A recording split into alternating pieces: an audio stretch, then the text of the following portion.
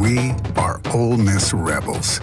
As Mississippi's flagship university, we dig deeper, see farther, work harder. We pioneered human organ transplants.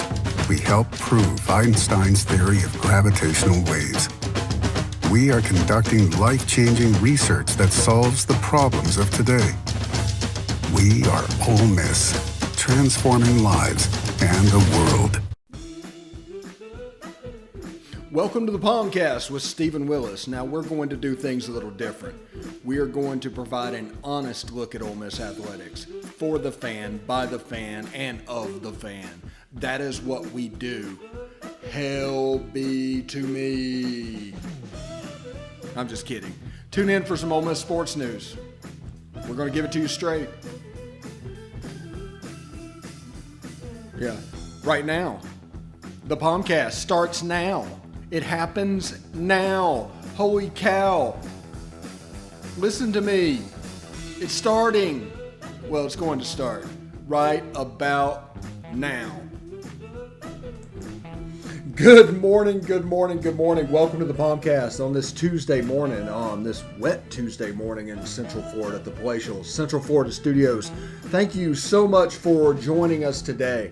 We've got a lot of stuff to get into today. We're going to give you a little bit of an idea of what we're planning on doing for football season. It's going to be quite impressive.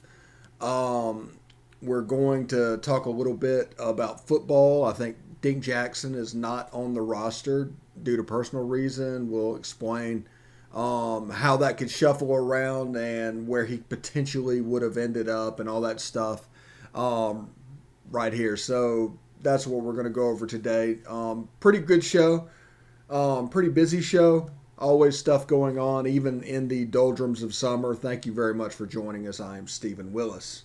If you'd like to donate to the Vault Society, I'll let you know because the deadline is tomorrow. So really today is pretty much the last day to decide to do it.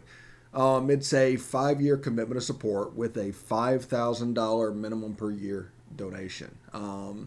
It's a big push right now, the Ole Miss Athletics Foundation, and triple points.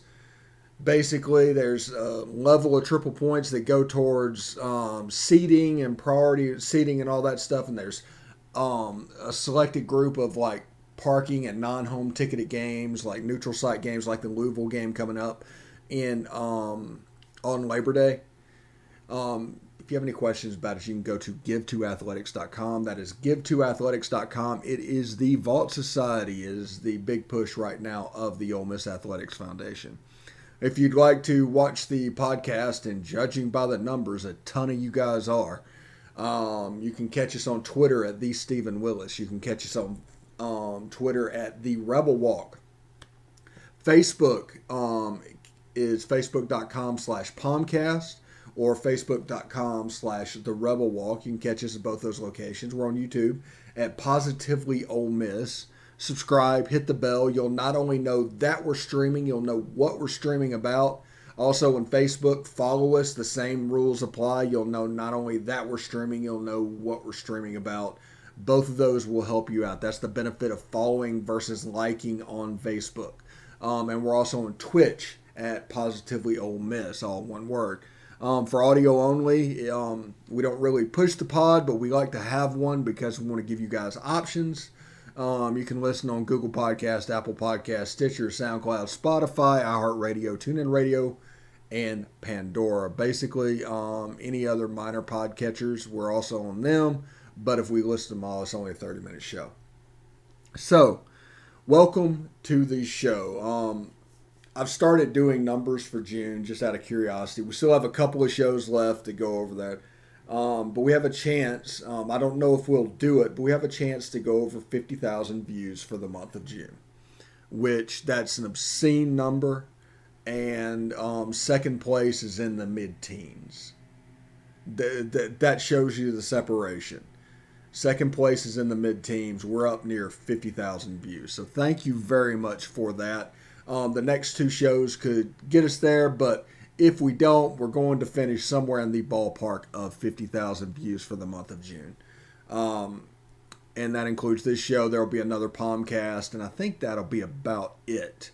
But that's all on you guys. I mean, we wanted to cover Ole Miss sports in a very unique way. We wanted to get away from hypotheticals. We wanted to get away from the soap opera drama of coverage where they, where they cover by fear, where they cover by causing anxiety, and fear that you're going to miss out on some little breaking piece of news has been their business model for 2 decades. I mean, that's the way that goes. So we wanted to do it a little differently. We wanted to cover Ole Miss sports. We wanted to do all the stuff that we needed to do, but also get rid of all the superfluous stuff and all the breaking news stuff. There's nothing in this world that is a more waste of energy than spending 20 hours trying to find out a scoop for something, and then 30 seconds later it's on Twitter. I mean, you literally get 30 seconds of time on that. It's just a huge waste of effort, and people give it more importance than it is because it's only right at this point about 20% of the time. So that with the low success rate along with the low number of time of relevance, it's just not worth it. So we don't even play that game. It's, let them have it. If they want to do it, they want to do it. And, people have time to waste, I guess. I don't understand. But it's the remnants of a failing industry that is journalism, that once individual people got a voice, people talking and informing individual people what's going on became less relevant. If you look at Ole Miss sports, every word from every press conference is actually televised. You can see all that. There is no coming up from that press conference asking 2 questions and writing 3 stories during the week. And that is how you get to know a player. No, you can actually get to know them legitimately. You can actually see what makes them tick. You can actually understand that why they're doing these press conferences to begin with is a part of training for their next level at the National Football League. It has nothing to do with any type of coverage because they can all cover themselves. Heck, we have our own network at this point. I mean, anything that goes on is going to go to the SEC network first. Absolutely, period. So journalists and beat writers have become essentially telegraph operators, long-distance operators. Any type of industry that technology has made insignificant. Any type of industry that the way they used to do stuff, think back of the glory days of the Clarion Ledger in the 1980s. Well, that's not the media background now. As we've seen all kinds of problems with the media. And people like to play the media's bad card because honestly a lot of people like it, but they also like to pigeonhole it because journalists don't want to, local journalists are okay, but the national guys are out to get it. No, all media is bad. It's a dumb profession at this point because we can all be as informed as we want to be, period. There's no reason for them to even come out. If you look at me, I have about a $15,000 to $20,000 setup, and I'm able to do the news every day. I've done a show every day for you, for the most part, since February. I am as much a part as covering this team as anybody. Now, I have a media background and all that, and I've covered things to know the equipment that I needed to get. But people need to be careful about other people, trying to direct a narrative. And if you listen, you can see it. You can see it happening. Because people legitimately trying to make money off of Ole Miss sports, being a parasite off of Ole Miss sports, I mean, that's not a new thing. But the fact that they figured out that they can if this is the most effective way to make money, this is what we have to do. And that's that anxiety-driven coverage of stuff's going on. The fake breaking news of coverage and anything because of FOMO. People are afraid to miss out. But we don't want to do that. Like I said, you see it every day. We want to do things a little bit different. And we want to allow you to have fun following Ole Miss sports. We're going to cover the stuff that needs to be covered. We're not going to cover the stuff that's pretty insignificant. Anytime you hear a story that's going on, and it's like, oh, they're covering this like it's a major thing, and then you never hear from it again, and there are no consequences whatsoever moving forward. That's that anxiety-driven coverage. I worked at Rivals for 10 years. I know all about it. I've had all these same conversations and done all of the job that they're doing. The only difference is they're just trying to relieve you your money. Understand the motivation for coverage. Absolutely. There is no altruistic coverage. There is no neutral coverage of sports. It's just spin at this point. You might not be a fan of the school, so that they expect you to think it's a better breed of coverage, but you are a slave to the dollar. And the story is based off of what is going to make you money. Not off what needs to be covered, not anything to deal with the truth, not anything to do with facts. What will make you money? How is that better than being a fan? How is, whenever your livelihood is attached to that money coming in, it makes you more easily able or willing to do things for that money. Like types of stories, types of coverage. Just be careful. That's all I'm saying. But before we go on, I do want to tell you about football season because we're coming up on July and we're going to do it. I swear we are going to do the Rebel Walk recruiting show with Leanne Herring. It's already built. We just have to work out some technological issues, and she'll be able to come on to the show and do all the stuff that she wants to do. We have a Monday morning quarterback with a former SEC quarterback.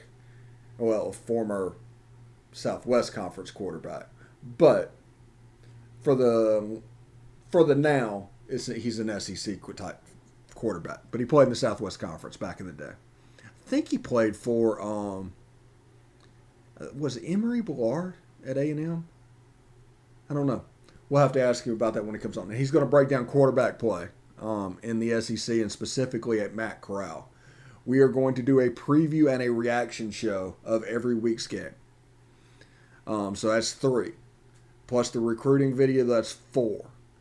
And we're also probably going to find somebody else that wants to lend a voice and just to give you guys different perspectives of following Ole Miss sports throughout the season. So we expect a pretty packed football season. We expect a ton of views.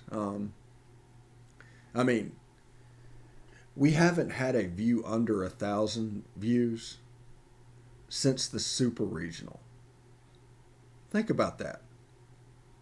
We've gone upwards of 2,000 and 3,000 views 4 times since then. Absolutely amazing. Thank you very much.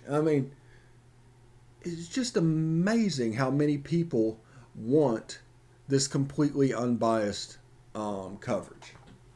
It's amazing.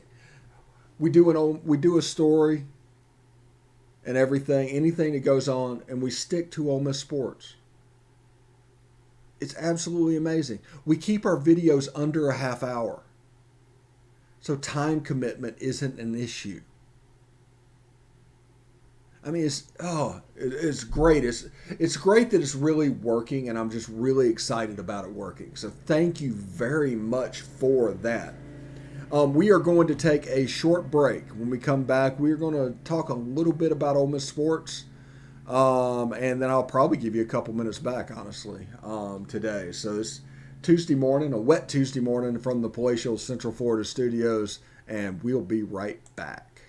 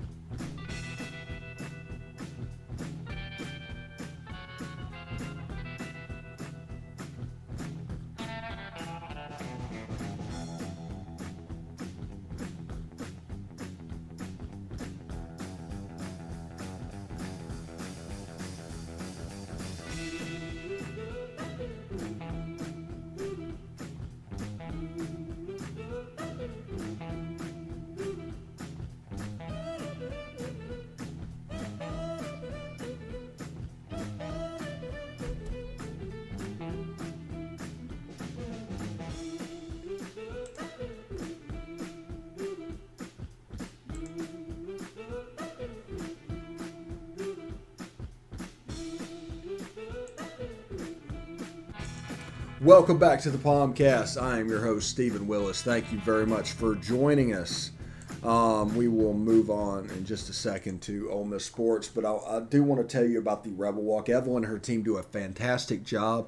They provide a subscriber-level experience for no money. All it costs you is your time, and boy, oh boy, is it worth it. They have experts for all different sports. They cover it very specifically and very much with a fine-tooth comb. It's what local coverage should be in this modern media environment. So go to therebelwalk.com and find out exactly what they have going on. That is therebelwalk.com. All right. You've seen the reports about Dink Jackson. What does that necessarily mean? Now, I'm not going to go into any particulars of anything behind the scenes because, it's just not worth it. But we can talk about maybe what they were planning for him in the fall, because it looked like he was going to have a role come this fall. And I think he was going to grow into a linebacker or a strong safety. It's somewhere in between. Maybe Otis Reese, maybe Jacob Springer, that type of player. I think he was going to put on a little weight and end up moving down forward. I think that was his future. But now that he's gone, what does that mean? Well, with Chance Campbell at linebacker, Lakeith Henry at linebacker, Momo Sanogo at linebacker, we should be in pretty good spots. You have Austin Keys and all that in year 2. Maybe this fall is a big moment for him. In the backfield, you have Otis Reese and Jacob Springer playing the strong safety and the star positions, and Tysheem Johnson kind of alternating between those two. I think there's a chance that Tysheem Johnson can force literally Otis Reese back to a free safety position. Now, that would be fantastic for us against the run, because that's going to provide three bodies, and that allows you to rotate them and do whatever they're doing, and they can all play each other's position, so you can't really go off alignment of what the coverage is and how it's going to be. So that's one thing. But, with Keydron Smith and all that, you can do that as well. I'm not anything against him. I just really like Tysheem Johnson. He's a football magnet. The ball finds him. He almost had 2 picks in the spring game and did have one that he wrestled away from somebody. He has, I've said it over and over and over again, he has honey badger traits and ability. He just has to unlock them. It's all going to come down to his development. He's a super athlete. He's hyper aggressive. He's built kind of like him, and I think he can make a pretty big move at the college game. But as it sits, there's Jacob Springer, who only has 1 year playing the star position, but he's an all-conference player from the American Conference. Otis Reese, a former top 50 recruit. Who are you going to sit? You're probably not. Now, in today's defense, you've heard them say over and over, it requires you to go 22 deep instead of 11 deep. You used to get by on slow tempo football playing, 11, 15 players. Now you need a full 22. You need a full 2 deep. So Tysheem Johnson provides a band-aid of cover possibly for all 3 of these center secondary positions. Take away the cornerbacks, and that's somebody he can play the backup role and provide a breather whenever each of them need it. And I think that might be his role this year. That might be what he does, is just provide a breather, flash a little bit in different positions all over the field, and just make it to where it becomes an issue to read for the quarterback. The quarterback wants to hit that Lucy route like LSU did over and over and over again last year. Maybe Tysheem Johnson is able to line up at free safety. He moves Otis Reese back, and he comes up and plays a robber and picks off that pass. And all of a sudden, it's a completely different game. That's what somebody like him means to this defense. You couldn't necessarily do it. And, I love Momo Sanogo. I love Lakeith Henry. They were recruited for a 3-4 defense. They absolutely were recruited for a 3-4 defense. So they're going to be A-gap to C-gap type players. Not necessarily, I'm not going to say they're statuesque or anything like that, but it's just a different skill set. Like, you could take Cristiano Ronaldo, great soccer player, and he would struggle on the basketball court. He'd still do some athletic things, he'd still do all this, but he wouldn't be at the highest level on the basketball court because it's not his skill set. That's what I'm saying. The 3-4 linebackers, Lakeith Henry and Momo Sanogo, thank goodness we have them. We need them. We absolutely need them. Chance Campbell coming along the other side, all of a sudden, you need them. You need to scrape that off tackle play. You need to be able to get there. And hopefully, as the season comes, we will actually start to get there fairly regularly. And hopefully this defense can make a jump. Like I said, our goal this year should be that defense to be somewhere in the 80 range. If it's somewhere in the 80 range, this is a 9-win football team. Just with a defense in the 80 range. That's a loss to Alabama, Texas A&M, and one team that we're not expecting. If this defense gets in the 50s, they're a threat to beat everybody on their schedule, including Alabama, with a defense at 50. Remember, the way this defense functions, they're going to give up yards. They're going to give up explosive plays, but they're also going to make them. The whole goal of this defense is to steal possessions. It's not to stop the other team. It's to steal possessions. It's about turnovers. It's about lost yardage plays. There's going to be a ton of blitzing. There's going to be a ton of disguise, and it's all going to be about setting this offense up with another extra possession because it's going to be very, very dangerous. I'm going to give you a couple of minutes back today. Thank you so much for watching. Thank you for watching during the month of June. It was fantastic. Numbers up close to nearly 50,000 views for a month. That's ludicrous number, and at that point will be like two times the next person. You doubled them up twice by hitting 50,000 views. It's absolutely amazing. It's all on you. So thank you very much for that. I am Stephen Willis, and we'll be back tomorrow for some more podcasts. It's probably going to be fairly shorter due to the fact that this is list season and everybody's taking time off, but we do want to give you some stuff to chew on every day. So thank you very much, and we'll see you tomorrow. Hotty toddy.